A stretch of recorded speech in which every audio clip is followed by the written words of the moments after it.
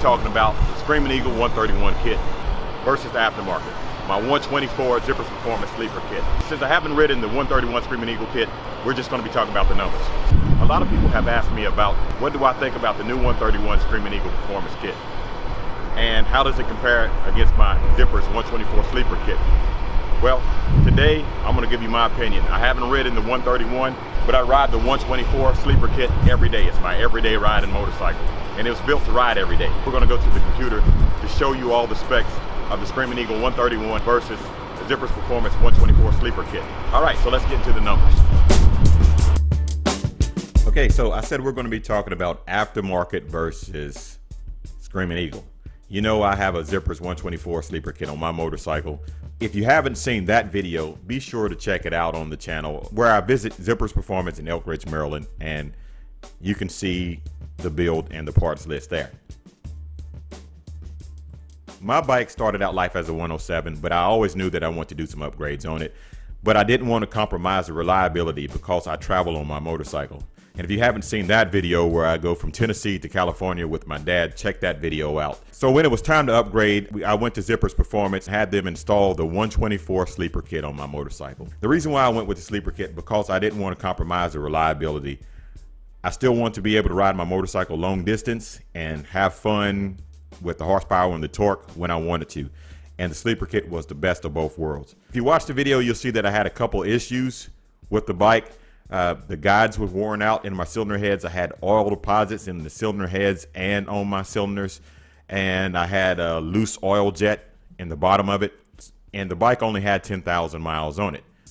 I didn't have any issues with it, but I think those problems would have came out a little bit later, and they took care of all those things. About 3 months later, after I got it installed, Harley-Davidson comes out with their new Screaming Eagle 131 kit, and here's that kit here. Now, the difference between theirs and the one that I have installed, first off, it's a 131 cubic inches, and my bike is 124 cubic inches. Now, to make yours, to upgrade to a 131, you have to start out with a 114 or a 117. If you want to upgrade your 107, they have a 128 kit. But a lot of people have been asking me about the new 131 kit and if I had any regrets going with the Zippers 124 Sleeper kit when I could have waited on the Harley-Davidson 131, or in my case, it would have been the Screaming Eagle 128 kit. We're going to get into that. Let's compare the numbers here. All right, so this is everything that you get in the kit. And this is what it says underneath. It says, go big or go home. With the largest displacement of Harley-Davidson stage kit, this 114 to 131 stage 4 kit was designed to deliver maximum power. Now, here's the thing. Here's a couple of things. It says it features the new Cnc Ported Heads with 1 millimeter bigger valves and fully machined combustion chambers. It says that it delivers 131 foot-pounds of torque and 121 rear wheel horsepower. So now let's compare this 131, 121 to what my motorcycle is doing. Keep in mind, this was a 114 or a 117, and it is now a 131. So we go over here to Zippers Performance, and here's my kit here that's on the bike. They even have my dyno sheet that they're sharing with you, but let's go back to the kit for a moment. On my kit, it's a stock throttle body, and my cylinder heads are basically stock. You'll see that it says down here. The only thing they did was basically replace what was wrong. They went with new guides and competition valve job, and I have stock valves and no porting. So with the Screaming Eagle, you have a new CNC Ported Heads with the 1 millimeter bigger valve. I'm running the stock heads on my bike versus the Screaming Eagle heads that they're running on theirs. And you saw the numbers. They said that they're doing 131 and 121, but the graph looks like it's a little bit more than 121. So I'll give them 124 and 133. 133 foot-pounds of torque and 124 on the horsepower. Now let's go back to this over here. So my bike with the stock throttle body and the stock valves and no porting on the cylinder head made 130 horsepower at the rear wheel and 149.77, so 150 foot-pounds of torque at the rear wheel. And that is with basically stock heads and stock throttle body out of a 107 to a 124. So one of the things that puzzles a lot of people is how in the world can you make more horsepower and more torque than a 131 Screaming Eagle? When the bike started out as a 114 or a 117, bumped up to a 131, and my bike started out as a 107 to 124, which the cubic inches from 124 to 131 is 7 more cubic inches on the 131. And my 124 is still making more horsepower and more torque. But let's look at this a little bit closer. Let's look at the graph again.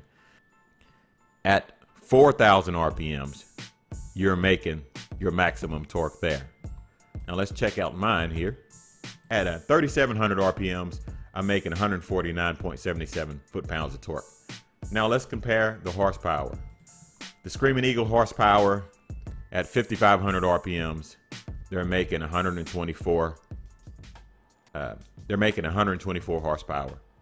At 5,500 RPMs, I'm making 130 rear wheel horsepower. So there you have it. Those are the numbers there where you're comparing one to the other. Now, with the Screaming Eagle, the one thing that I can say that if you are concerned about the warranty and the things like that, if you are someone who's concerned about the warranty and can get these upgrades done within 60 days of purchasing your bike, then it'll be covered under warranty. And if you're someone who's concerned about that, then I could see how you would make that decision. But as for me, I wanted the best bang for the buck. I didn't have the money to put down as soon as I bought the bike, and I got my upgrade done 8 months or 9 months after I had bought the motorcycle. And I always knew that I was going to go aftermarket anyway, because I know aftermarket gives you the best bang for your buck.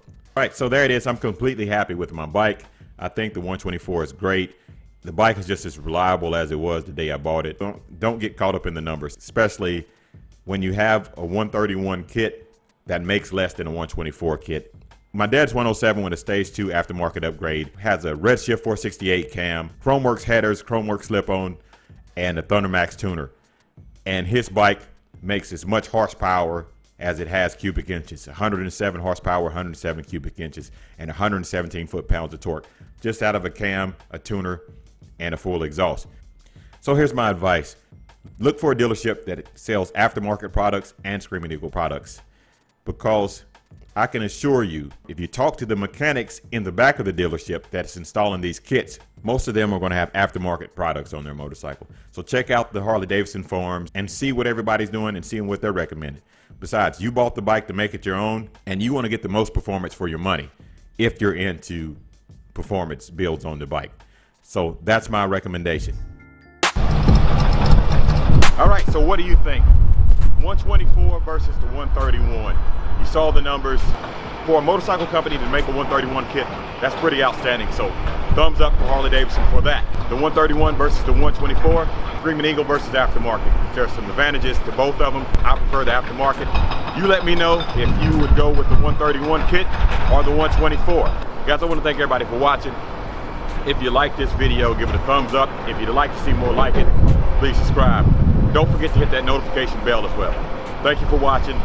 Please like, share, and subscribe. And as always, have a blessed day.